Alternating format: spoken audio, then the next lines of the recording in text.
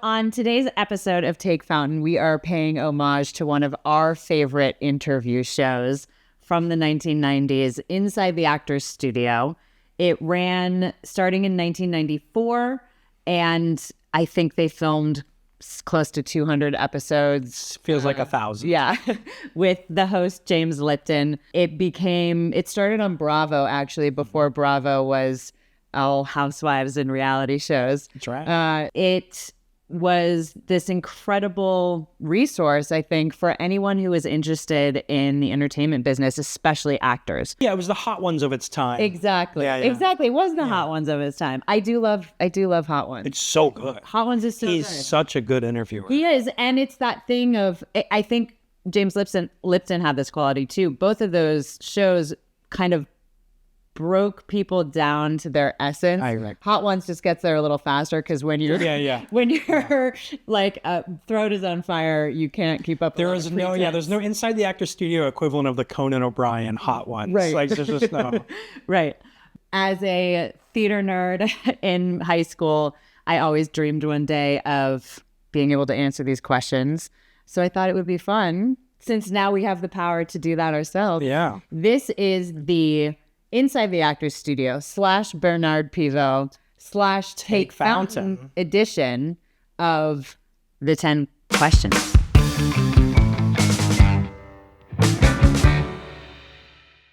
So Jess, I'm going to ask you the world famous questionnaire. Are you ready? This is a big moment. I'm very excited. I have always wanted to answer these questions. Everyone lean in. Turn up the volume. This is an important moment. This is an important moment for me. Although I have not I feel like I've known these questions and I've had so many answers to them. So yeah. I told myself not to write anything down before this. It's going to be top of my head as much as possible. Great. What is your favorite word? I love the word onomatopoeia. I almost said onomatopoeia. See, this is why we're friends. Is that why? I said it the other day to someone and they were like, oh, such a good word. And I think I love it because it sounds like the thing that it is. Yeah, it really does. It feels like if you're trying to describe a word for the sounds of things, then that's the word you want.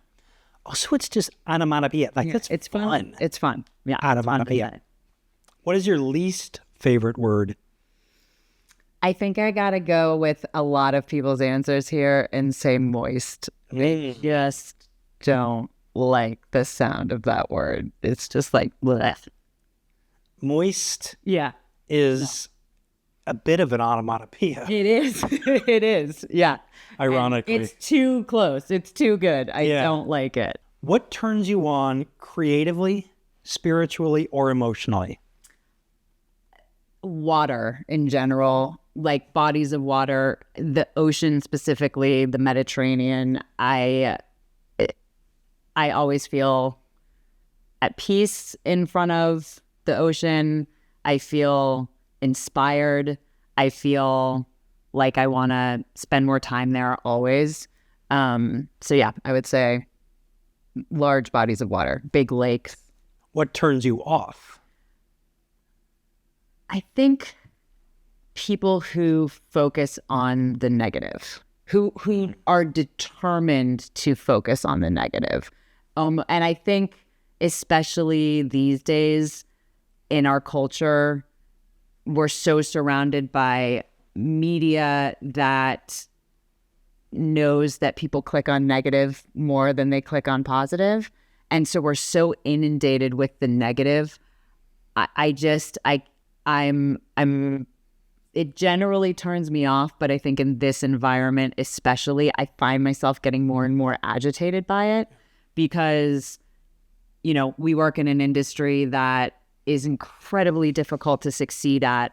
And yet somehow lately, the successes are framed negatively.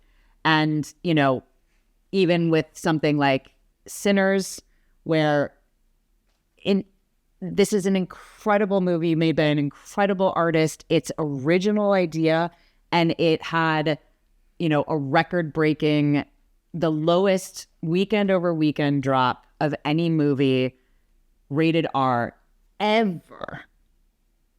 But all of the headlines are about people complaining about the deal that Ryan Coogler got and about, oh, first it wasn't going to make any money. And then when it did, we had to find something else negative. And so, that's just a small example. But yeah, just the negativity for clicks for sure definitely turns me off. What is your favorite curse word? So I think like you, I have to go with fuck because it's so versatile. Yeah. But there's this beautiful word in Sicilian, which is minchia, which basically means dick. But again, it's one of those words that's kind of fun to say. Yeah. So I would say close second, minchia. Okay. What sound or noise do you love? I love the sound of uproarious laughter in a live environment. So whether it's at the theater or in a movie theater for comedy, yeah, a group of people laughing. What sound or noise do you hate? I really can't stand like metal on metal, like the like screechy, scratchy, like it's giving me the willies just thinking about it right now. So yeah, any kind of like metal scraping on metal kind of thing. Yeah. What profession other than your own would you like to attempt? The older I get, the more envious I am of the Jon Stewarts and John Olivers of the world. I am so in awe of what they do, but that blend between John Oliver, especially that blend between sort of or contextualizing current events and being able to keep it funny and light, I think is just such an amazing skill. So yeah, if I had a little magic wand, I would have done the necessary training, and I don't think anyone can just drop into that. Right. But I think that would have been an amazing kind of job to have. What profession would you not like to do?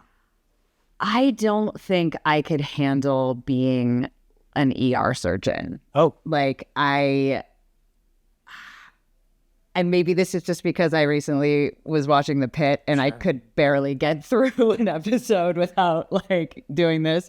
But I think it's, just having that life or death situation thrown at you over and over and over and over again.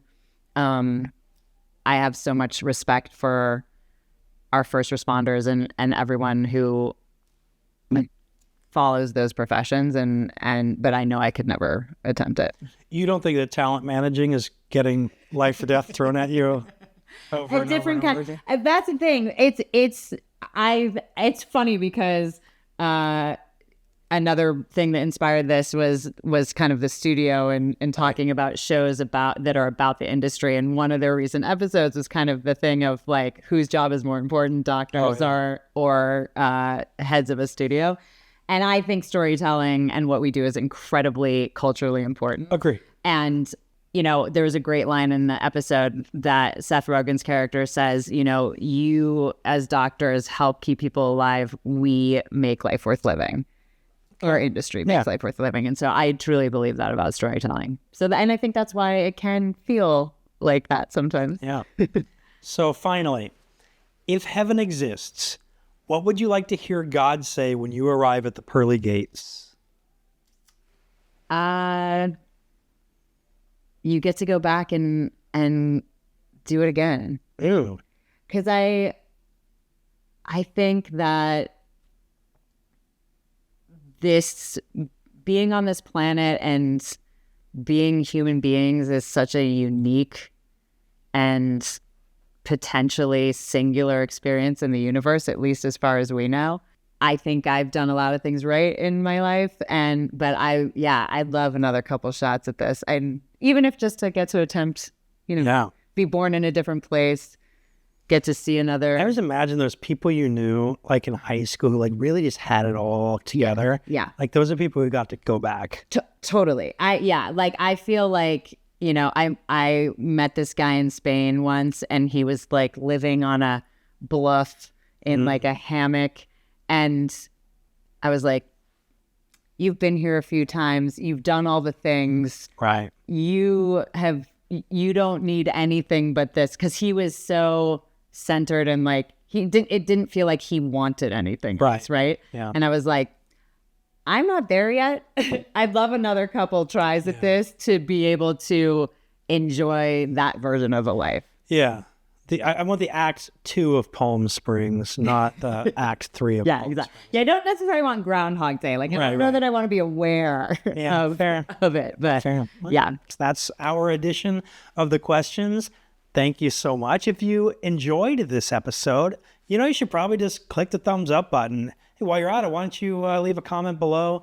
Let us know what your favorite word is. What about ronkonkoma? Ronkonkoma is a close second. Yeah, sure. It's a good one.